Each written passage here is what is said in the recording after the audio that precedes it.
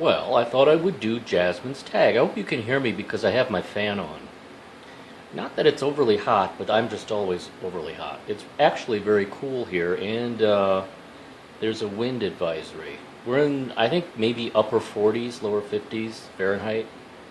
Anyway, question one from Jasmine is name something you do not understand about some religion. Now, I could go on and on and on and on about this question.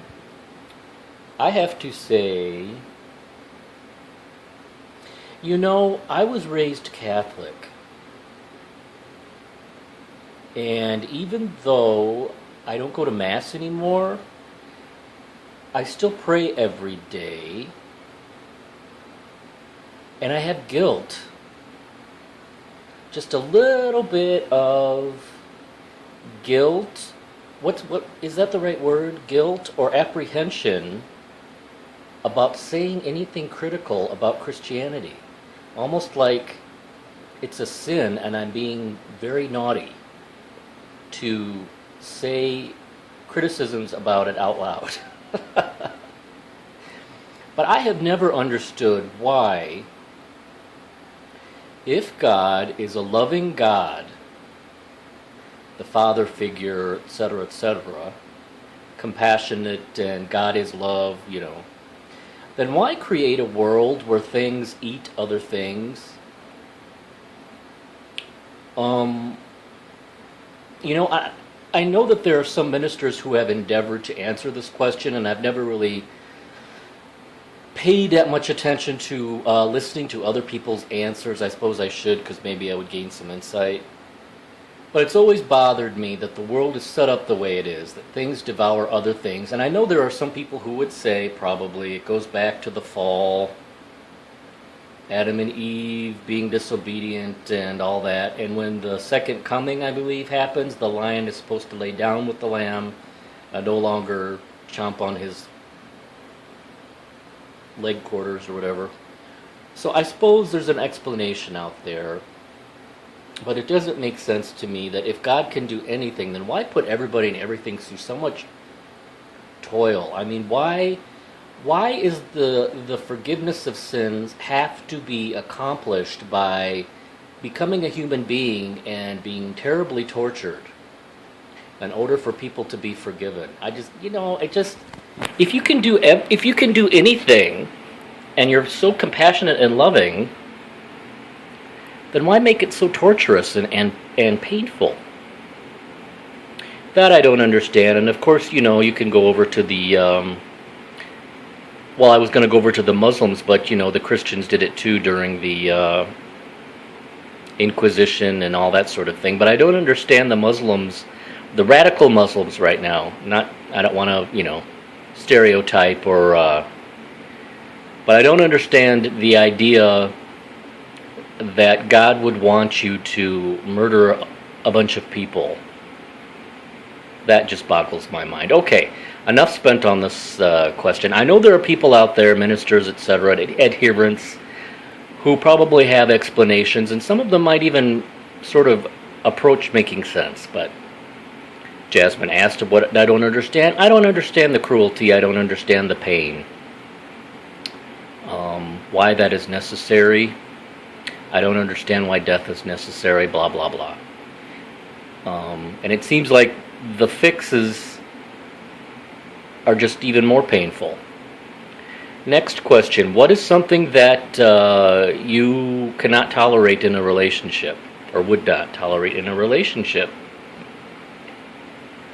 Well, I've heard some good answers. Jasmine said she would not tolerate somebody going out, getting drunk, and coming home and slapping her around.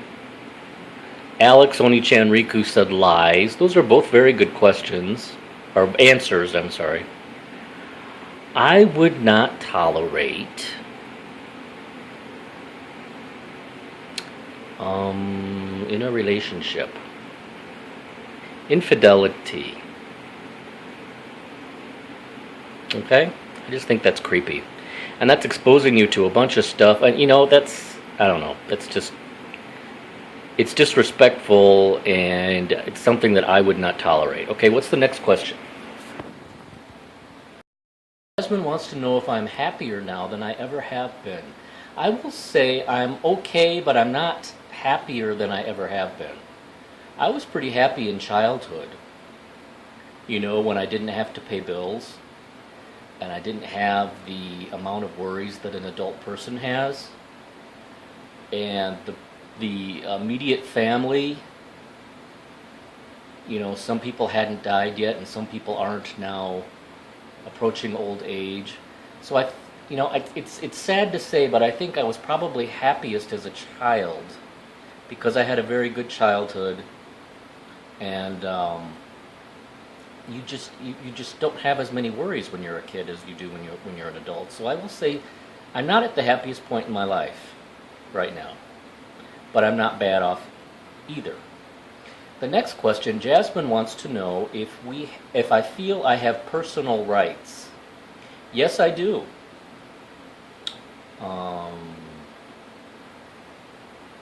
There's any number of rights that are guaranteed to us as Americans. They're not always observed,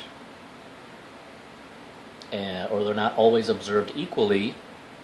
But yes, I definitely feel like I have rights, such as the right to remain silent in a court of law. What are some of the other ones that I can think of off the top of my head? The right to, I don't know. I guess I do feel like I have rights. Next question. Jasmine wants to know, also, I feel like I have the right of free speech. There's another one. There are other people who have the right of free speech also. But, yeah, I have the right of free speech. Jasmine wants to know if I have any retirement plans. No. I have ideas, things that I would like to do. I'd like to travel more. I would like to go back to the West Coast. I would like to see the Pacific Coast. But specific plans? No, other than travel and spend time in nature. And I don't know, probably learn more maybe about Eastern philosophies and art. But nothing concrete other than, I hope to travel more. Anyway, Jasmine, thanks for the tag, and I'll see you next time. Bye.